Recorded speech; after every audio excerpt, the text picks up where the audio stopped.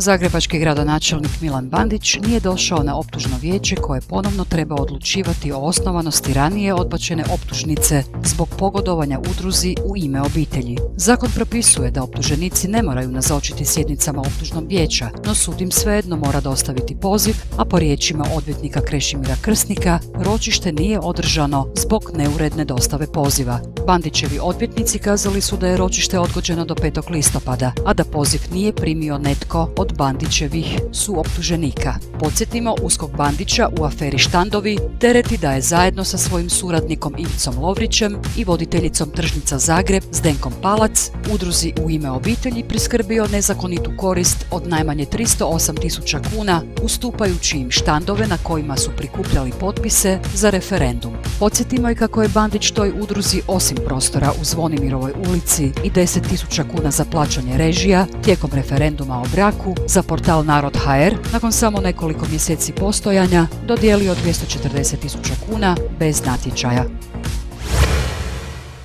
Stranka Projekt Domovina, iza koje stoji udruga U ime obitelji, izdala je preporuke za glasovanje za 11 kandidata na skorašnjim prijevremenim parlamentarnim izborima. Među predloženim kandidatima nalaze se i 4 Mostovca, a neki su mediji tu vijest prenijeli kao preporuku Željke Markić, što je njoj očito zasmetalo. Gostujući u Novom danu televizije N1, Markić je pak kazala da osobno nikad ne bi pozvala da se glasa za Most, jer se ne slaže s predsjednikom Mosta, da vrijednosti nisu važne i da ćemo se oko njih lako dogovoriti. Smatram da su vrijednosti ono oko čega se okuplja narod i obitelj.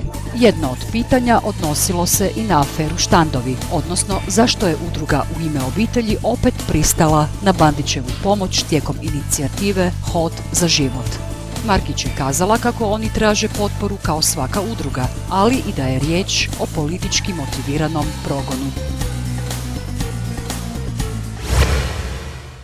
Madridska LGBT organizacija Akropoli tužila je terapeutkinju Elenu Lorenzo Rego, koja tvrdi da liječi homoseksualnost. Terapeutkinja je reagirala na tužbu i rekla kako je to pokušaj gej lobija da cenzurira njezinu internetsku stranicu i dala intervju u kojem tvrdi kako se bavi različitim vrstama savjetovanja ljudi svih seksualnih orijentacija te da poštuje svačiju slobodu. Osvrnula se i na nedavno doneseni zakon o zaštiti od LGBTofobije, koji je Akropoliju omogućio ovakvu tužbu. Taj zakon podržava samo one koji prihvaćaju svoju orijentaciju, ali ako se žele promijeniti, to im je zabranjeno. Iz Akropolija pak poručuju kako su terapije pogrešne i neznanstvene te služe pukom poigravanju ljudskim nesigurnostima koji pate ne zbog svoje homoseksualnosti, već zbog homofobije u društvu.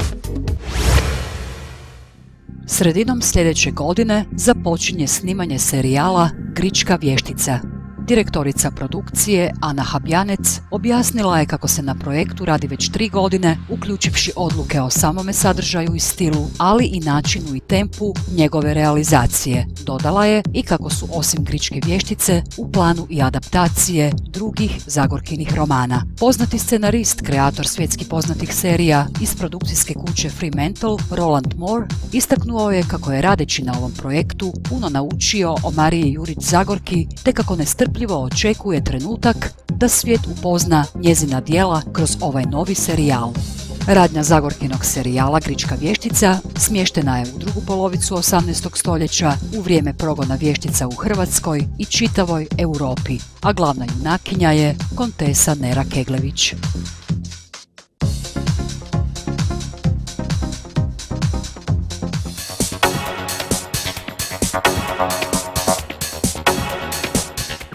Audiovizualni pregled tjednih vijesti Zrcalo tjedna prilagođen je slijepim i slabovidnim te gluhim i nagluhim osobama, a ostvaruje se uz financijsku potporu Fonda za poticanje pluralizma i raznovrsnosti elektroničkih medija.